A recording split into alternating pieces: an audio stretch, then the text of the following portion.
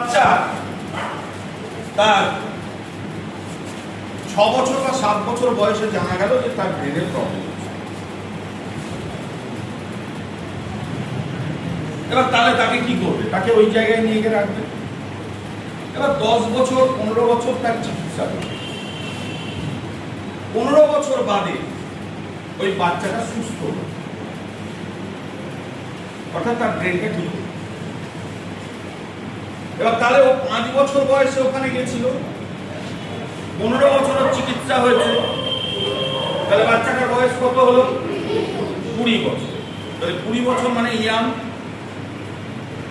এবার এই যে মাঝে ওর 15 বছর সময়টা চলে গেছে, তখন ওর শরীরের ডেভেলপমেন্ট হয়েছে, কিন্তু তো পাগল ছিল, ব্রেনের ডেভেলপমেন্ট হয়নি।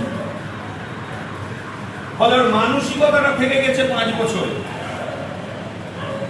কিন্তু চেহারাটা হয়েছে 20 বছরে।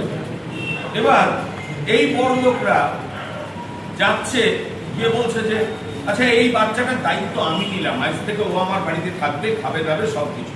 বললো বাহ বাহ বাহ, দারুণ উপকার।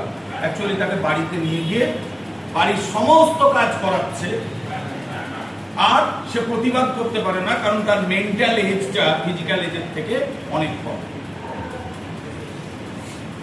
এই যে নিজেদের স্বার্থে এই মানুষগুলোকে ব্যবহার করা, তার জন্য টাকা ইনভেস্ট করা, আজকের ইতিহাস এইভাবে ইতিহাসকে বিচার করে।